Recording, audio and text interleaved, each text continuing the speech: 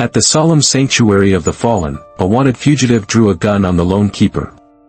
He expected fear, but found a guardian who had been waiting for this battle his entire life. The air inside the sanctuary of the fallen was as cool and still as the polished marble underfoot. It was a silence with weight, composed of unspoken grief, quiet reverence, and the collective memory of a nation.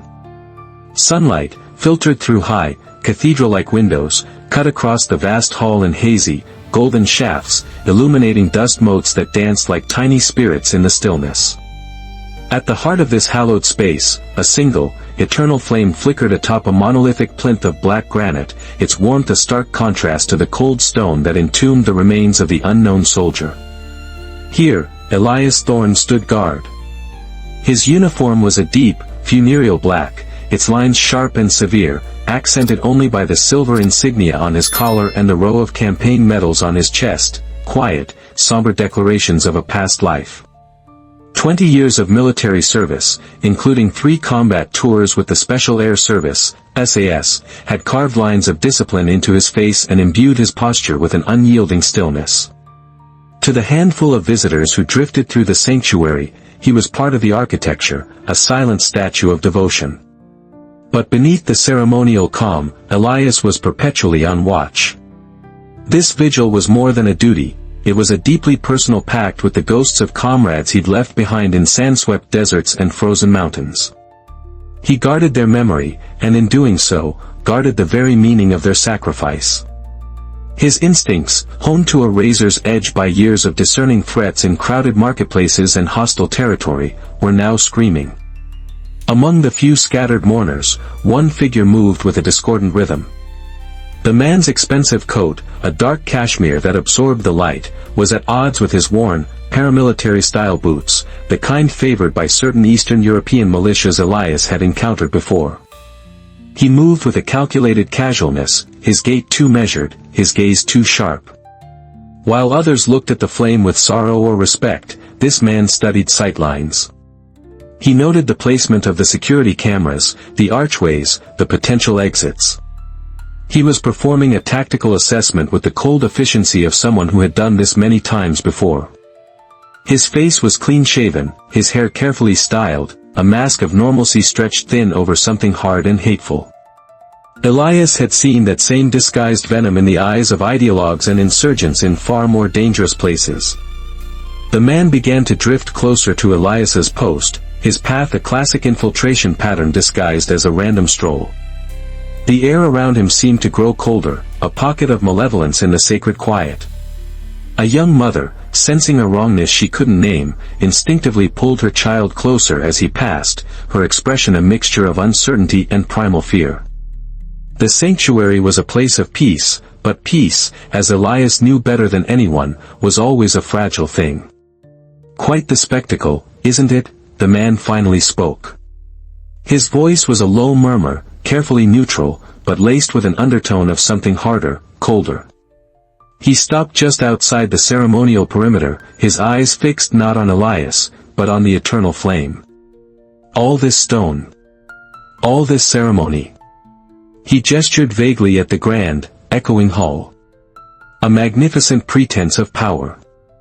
Elias remained motionless, his gaze locked on a point on the far wall, a disciplinary anchor he had used for countless hours. But every nerve ending was alive, cataloging the man's proximity, the cadence of his speech, the subtle tension in his shoulders. The man took another step, circling slowly like a predator. "You stand here, guarding the symbols of a nation built on lies. A nation that honors its dead soldiers to justify the corrupt systems they died for."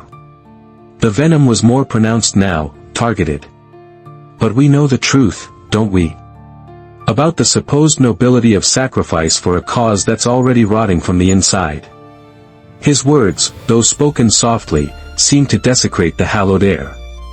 An elderly gentleman across the hall, a veteran's pin glinting on his tweed lapel, paused mid-step. His weathered face, a roadmap of a long life, registered the unfolding threat. He caught Elias's eye for a fraction of a second, a silent, instantaneous communication between two soldiers. The old man didn't flee. Instead, he began a slow, deliberate walk that positioned him discreetly near a small, wall-mounted panel labeled "Emergency." "Your silence is fitting," the man pressed on, his controlled tone fraying with agitation. He moved directly into Elias's line of sight, close enough now that the faint, metallic scent of gun oil could be detected beneath his expensive cologne. "You hide behind protocol while your civilization crumbles. Did you know we're growing stronger every day? In every city you think is safe, our message spreads. Your so-called tolerance has become a weapon against you. Your multicultural paradise is a Tower of Babel, about to collapse."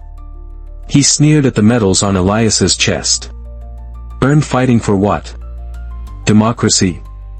Freedom?" He spat the words like curses. Pretty words to mask the decay. "We see the truth." The elderly veteran had reached his destination.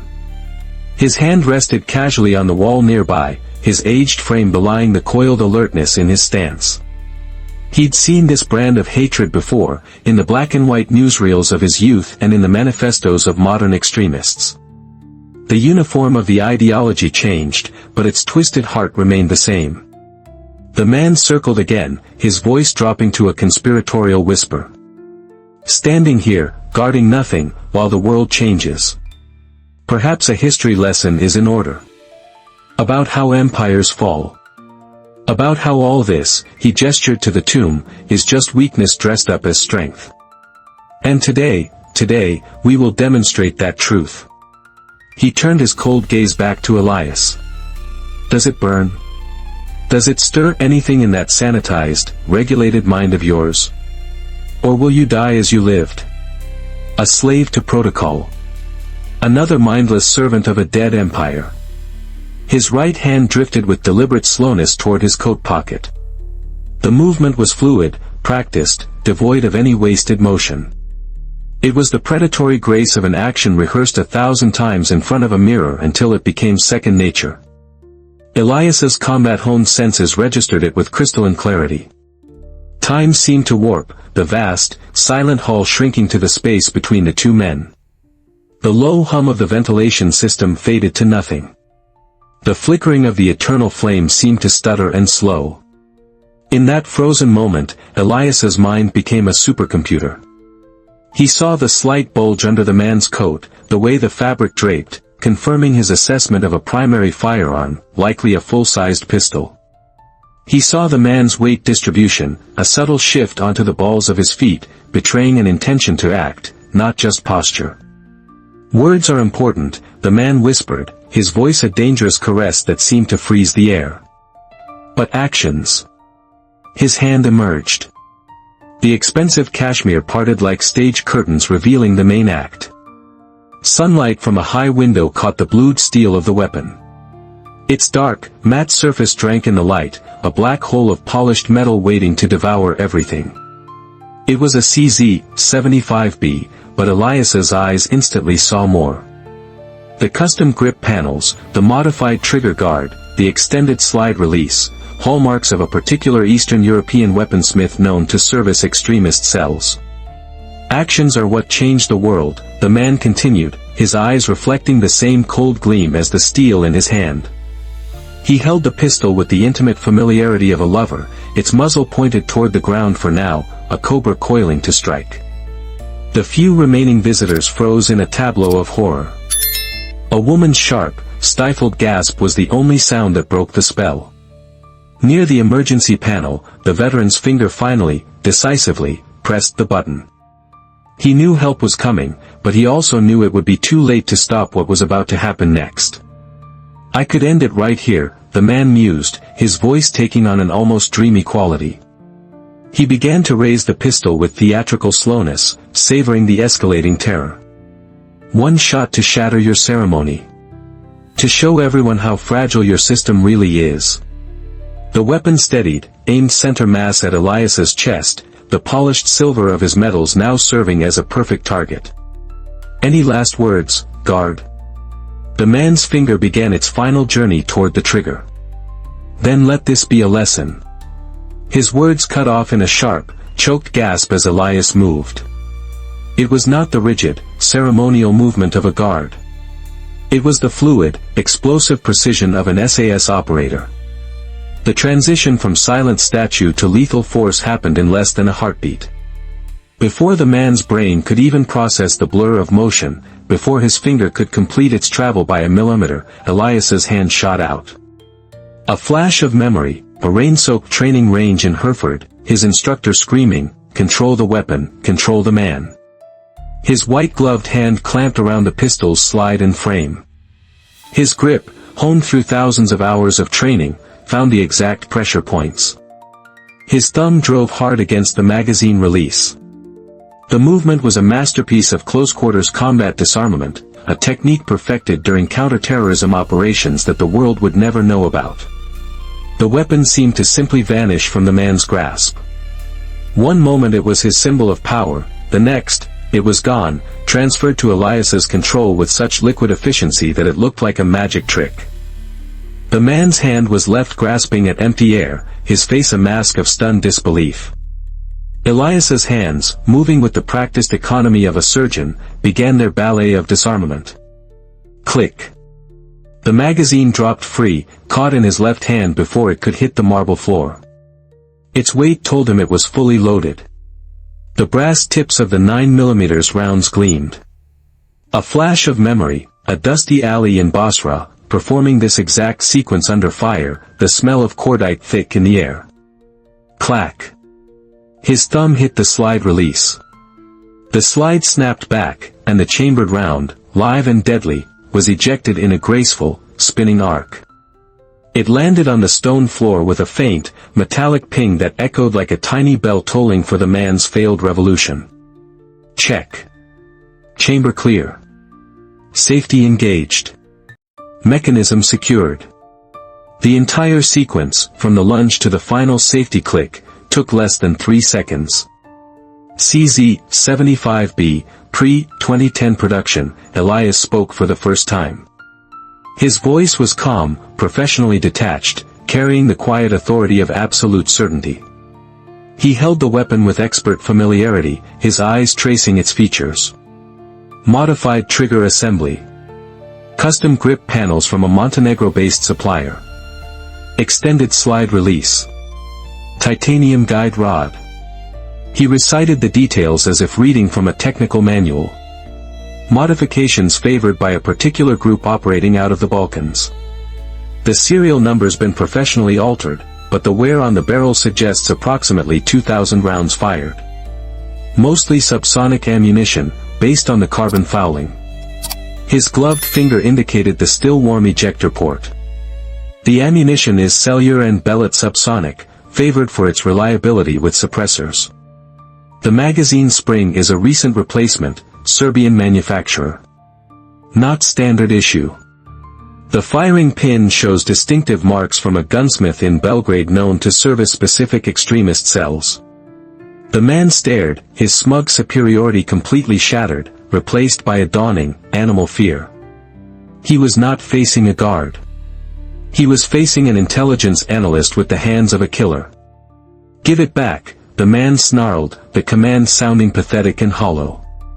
He stretched out a trembling hand, his carefully constructed facade crumbling into dust. Elias's response was as swift as it was decisive. He didn't raise his voice. He didn't change his expression. Using the pistol's grip as a pivot point, he brought the weapon's sharp, hardened rear sight down in a short, precise arc. The steel met the bridge of the man's nose with surgical accuracy. The sound of cartilage cracking was sharp and obscene in the sacred silence, like a dry twig snapping underfoot. Blood erupted in a crimson spray, staining the pristine marble and the man's expensive coat. He staggered backward, hands flying to his face, a strangled cry of pain and outrage escaping his lips. All pretense of ideological sophistication was gone, replaced by the raw, primal reality of violence. You broke my nose," he stammered, his voice thick with blood and disbelief. "No," Elias corrected, his tone as cool and flat as the stone floor. His bearing remained parade ground perfect. "I used appropriate, non-lethal force to neutralize a direct threat to this sanctuary." The broken nose is incidental. He took a measured step forward, reinforcing his dominance. Though I should note, attempting to assassinate a keeper of the tomb of the unknown soldier while carrying a modified, illegal weapon tends to have painful consequences. The man's eyes, wide with panic, darted wildly around, searching for an escape route that no longer existed. Blood dripped between his fingers, each drop on the white marble a testament to his utter failure. "You'll regret this," he spat, a fine spray of blood accompanying his words. "We have people everywhere. This isn't over." Actually, Elias's voice cut through the man's bluster like a scalpel. "It was over the moment you revealed your weapon." His eyes flicked briefly towards the elderly veteran, who was now calmly speaking to the first uniformed officers arriving at the entrance. "The silent alarm was triggered 90 seconds ago. Metropolitan Police tactical units are already sealing off every exit. And your face has been clearly captured by no fewer than 6 high-resolution security cameras." The color drained from the man's face, leaving a pasty, gray complexion beneath the blood. The distant wail of approaching sirens grew rapidly louder, a symphony of his defeat. His carefully laid plans, his years of cultivated hatred, were unraveling in seconds. With a final, hate-filled glare, he turned and ran. He shoved past the newly arrived officers in a clumsy, desperate scramble, his expensive shoes skidding on the blood-slicked marble. He fled not like a trained operative, but like a common coward, leaving a trail of crimson droplets that would make his capture trivially easy. Elias remained at his post. As armed response units deployed with practiced efficiency, their movements a reflection of countless drills, the scene was secured. A senior officer, a detective inspector, approached Elias, his expression a mixture of awe and professional curiosity. "That was efficient," the detective said, his gaze fixed on the secured pistol in Elias's hand. "The suspect is carrying a modified CZ-75B, Elias reported, his voice maintaining its professional calm. "Based on his accent variations and tactical training, I'd suggest checking his connections to extremist groups operating in Eastern Europe, specifically the Balkans." The detective's eyebrows rose. "You got all that from a brief confrontation?" "The weapons modifications are consistent with a specific supplier in Montenegro. His stance and weapon handling suggest training from a particular paramilitary camp," Elias's analysis continued, methodical and precise. His ideology and phraseology matched known propaganda from several monitored extremist channels. "I suspect you'll find he's already in your database." As if on cue, another officer rushed up with a tablet. "Sir. Facial recognition got a hit. He's wanted internationally in connection with several incidents. Interpol's had a red notice on him for months." The detective nodded grimly. "He won't get far, not with that marking him." He glanced at the blood trail. "I have to say, that was a precise application of force. The rear sight of that model is particularly effective when proper pressure is applied," Elias replied matter-of-factly. "He'll require medical attention within the next few hours. I'd suggest monitoring certain underground clinics in the East End with connections to Balkan expatriate communities." The elderly veteran, having finished giving his statement, approached Elias. He drew himself up and gave a crisp, formal salute. "Royal Marines, retired," he said. "That was textbook threat neutralization, son. Reminded me of our close protection training back in '82. Elias returned the salute with perfect form. "Thank you, sir." "Perhaps," the veteran smiled faintly. "But we didn't have to do it while guarding the soul of the nation. I'd say the standards have gone up." As the police continued their work, the sanctuary slowly returned to its solemn state. The forensics team was a quiet, methodical presence.